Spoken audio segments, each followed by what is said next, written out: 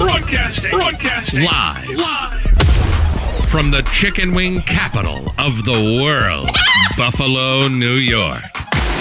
You're listening to the Marketing Above All podcast. Your source for all things, marketing and total world domination. This is Marketing Above All, and this is your host, Michael Tasner. Hey, welcome to episode number 11. I hope you're having a great day. One of my favorite days of the year is Black Friday. So today's topic is marketing leveraging Black Friday in particular. So I'm going to focus exclusively around how can you monetize Black Friday and even Cyber Monday. So I guess I already contradicted what I was saying here, but we'll look at Black Friday and then we'll kind of join in Cyber Monday. So how can you really capitalize on that short time span and add some revenue to your bottom line? Well, profits to your bottom line, revenue to your top line. So the first thing that you want to do is you have to put yourself in the mindset of your target customer. And you want to start to think about what are the different things that they're purchasing around Black Friday.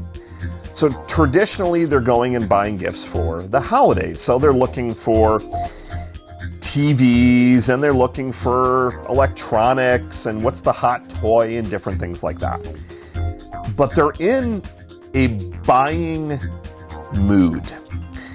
And that short time span, and even if you look at the holidays in general, consumers and even businesses, and we'll talk about if you're B2B in just a second as to why this time is also great for B2B marketing, not just B2C. If you know that they're in a buying state, I want you to be able to give them something that it's going to get them excited. It's going to essentially be a no-brainer, where them purchasing during the time when they might not necessarily have thought about buying at that particular time would make sense. So there are easy businesses like massage therapy and acupuncture and chiropractic and med spas and things like that.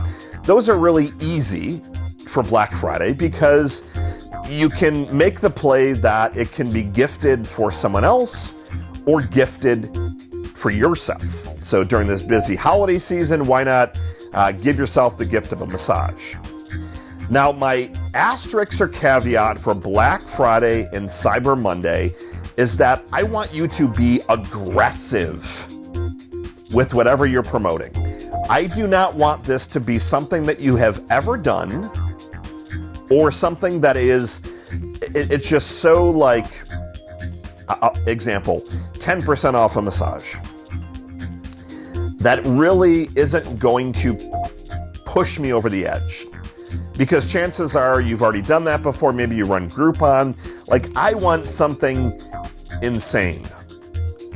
Buy one massage at full price, get 2 massages for free. You might say, well, Michael, why would I do that? I'm going to lose money. A, you're going to generate the revenue now from the one massage because they're going to have to buy it.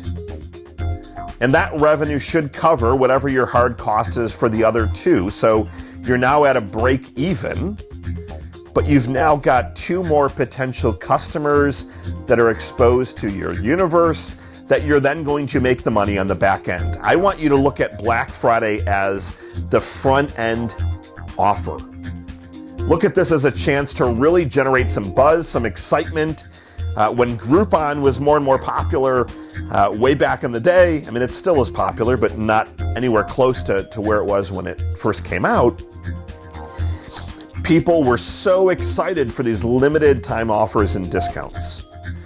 And really the Groupon model was let's get people in and then let's make sure that you're upselling and cross-selling.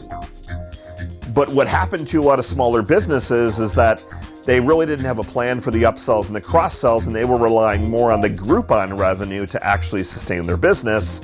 But traditionally, you're going to be at a break even or even a small loss on that initial offer. So for Black Friday, I want you to really think about what can you do that is drastically different from anything else that you've ever done. And not only do I want you to have a killer front end, I need you to be locked and loaded, ready to go, to have some upsells and some add-ons. So if you want to re-listen to, I believe it was episode 8, and I'll make sure that I link it here in the notes. If you re-listen to episode 8 about kind of upsells and add-ons, you need to make sure that you are ready to go for this short, very, very specific event with not just that amazing front-end offer, but some very quick, easy add-ons. So think about when you're going to the grocery store or any convenience stores and you're walking through and then you get to that dreaded checkout lane where there's all the candy, which I'm a sucker for, and gum and drinks, and it's an impulse purchase. Now, not only do I want it to be a good impulse purchase, but I want it to be something obviously of value. So make sure you re-listen to that episode because it does really go hand in hand with this particular promotion. So step one is you've got to really think about a killer offer. Now, if you're B2B, one of the biggest reasons that businesses love to buy in November and December is that more often than not, most businesses, their year end is December and they're doing their tax planning and things like that. So you can strategically play into that mindset of great deal for the holidays. It's also a great time to get it in to save you on taxes. So and if a business is going to be going in and getting taxed, I mean, anything that they're purchasing, as long as it's not just quote unquote junk, is going to save them on taxes. I mean, and depending on the business, that could be a pretty substantial savings. So a lot of businesses, they get into that buying mode in the month of November and December as well. But similar to if you're in the B2C, I want you to be doing the same thing with B2B. I want you to put out something that is just an amazing offer. If you're selling a software and you've done as high as 50% off, do 75% off for 3 days or 80%. And then again, have those upsells and add-ons. Give your book away for free if you have a book. Give away 500 copies of your book and not that whole free plus shipping shenanigans that I absolutely hate, because to me, I mean, it's just a bait and switch. It's okay, it's free, but you got to pay shipping, and then you're really not just paying shipping because the book doesn't cost $8.95 to ship. You're paying for the book. It just, don't let me go off on that tangent. So really, really great offer is the most important piece to this. But if you don't have that upsell and add-on piece, I always get nervous that you're going to get into a really tough financial spot. Now, the only time that you don't have to have an amazing offer is if it's something that you only do once a year. So, example, if you're a local credit union or a local bank, and when I say local, you're not a huge conglomerate, but rather you might have a couple of locations locally only. Why not do 1% off or 1.5% off of auto loan rates? So if your best rate is always XYZ, and I know I'm oversimplifying because we don't want to get into, you need to have all the disclaimers and things like that, and what if they don't have great credit? I mean, we're not going that deep, but rather, if you know that most people are coming in and they're going to get 3.99 and that's what you do all year long, why not once a year offer 2.99 or 1.99? Because you're still going to make money on it, and those upsells and add-ons really can start to spiral. So think about if you're a credit union or a local financial.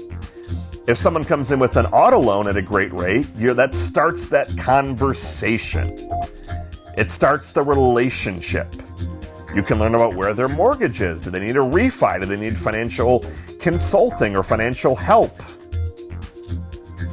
It starts that conversation, and this is the absolutely perfect time to start those conversations, generate some revenue for your business, and then really continue to make more on those upsells and add-ons and really more of that, the back end piece. So I want to encourage you just to take a step back and really think about what you can do from a strategic standpoint that's really going to get some noise. Because the latter part of the strategy is that you've got to put some marketing efforts behind this. And if your offer is similar to everything else that's out there, there's not going to be enough noise. Because you're going to be promoting this on Facebook and you want to put some Facebook ads behind it, and you want to do a video on YouTube and put some YouTube ads behind it. And maybe you want to have a little video running in one of your stores or putting it on the homepage of your website. You want to do an email blast, a text message if you have SMS capabilities, maybe a voice broadcast, maybe a direct mail piece. Like, you need to put some marketing dollars and efforts behind this. So not only is it great to come up with the offer, but if you come up with a great offer and you don't tell anyone about it, then you're going to hear crickets. But this is my absolute favorite time. I can give you case study upon case study of local businesses that have driven insane amounts of revenue and customers and all the back end stuff during those couple of short days. So don't ignore it. Come up with an offer, put some marketing dollars behind it, and watch your business grow. Michael Tasner signing off. Good morning, good afternoon, and good night. Talk to you soon.